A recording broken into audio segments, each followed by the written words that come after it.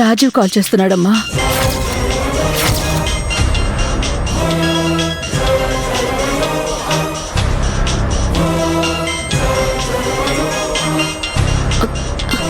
అంటే సావిత్రమ్మ నెంబర్కా శారదమ్మ నెంబర్కా? సావిత్రమ్మ నెంబర్కే. ఎందుకు చేశారు? మాట్లాడమ్మా. Hello sir. సావిత్రమ్మ, మీకు యాక్సిడెంట్ అయిందని తెలిసి చూసి వెళ్దామని మిమ్మల్ని అడ్మిట్ చేసిన హాస్పిటల్కి వచ్చాను.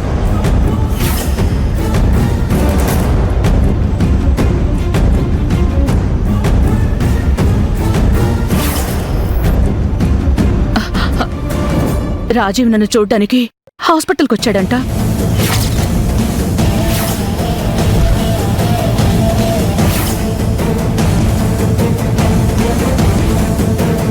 ముందు మాట్లాడమ్మా. ఇప్పుడు మీరు ఎక్కడున్నారు సార్? రిసెప్షన్ దగ్గర హాల్లో ఉన్నాను. మీరు ఏ రూమ్లో ఉన్నారు? రూమ్ నెంబర్ 608 అండి. ఓకే, వస్తున్నాను.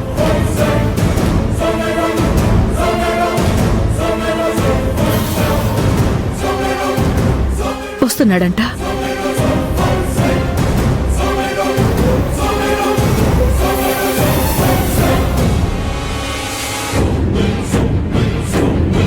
ఇప్పుడు ఏం చేద్దాం?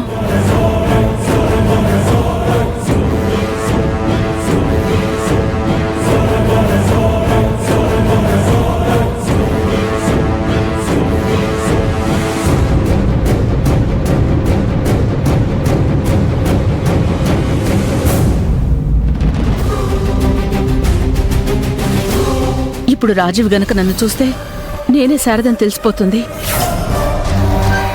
నిన్నిక్కడ చూస్తే ఇద్దరం కలిసి తనని మోసం చేశామని కోపం తెచ్చుకుంటాడు. ఇప్పుడు ఏం చేద్దాం జ్యోతి? అదే తెలియటం లేదమ్మా.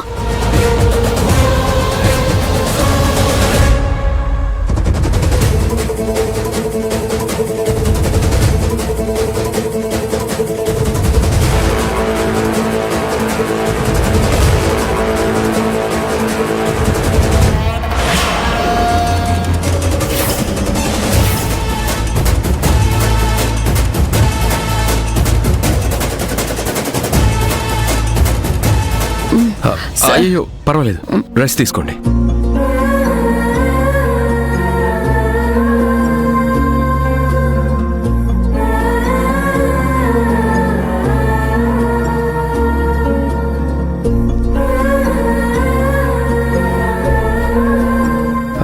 దెబ్బలు గట్టిగానే తగిలినట్టున్నాయి. ఇప్పుడు ఎలా ఉంది సావిత్రమ్మ? పర్లేదు సారు. పోన్లేండి, అదృష్టం బాగుంది. ఇంతకీ ఈ యాక్సిడెంట్ ఎలా జరిగింది?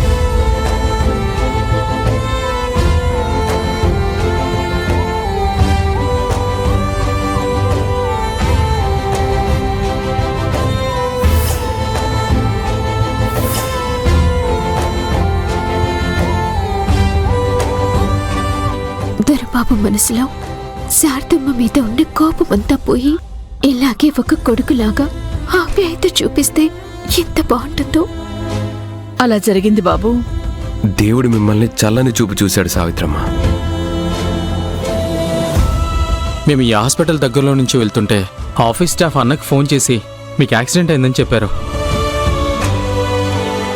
దాంతో అన్న చాలా బాధపడ్డాడు.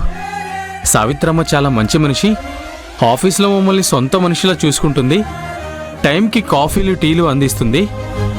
అలాంటి మంచి మనిషికి యాక్సిడెంట్ అయితే వెళ్ళి చూడడం, కేర్ తీసుకోవడం మన బాధ్యతరా అని నాతో చెప్పి ఇక్కడికి తీసుకొచ్చాడు.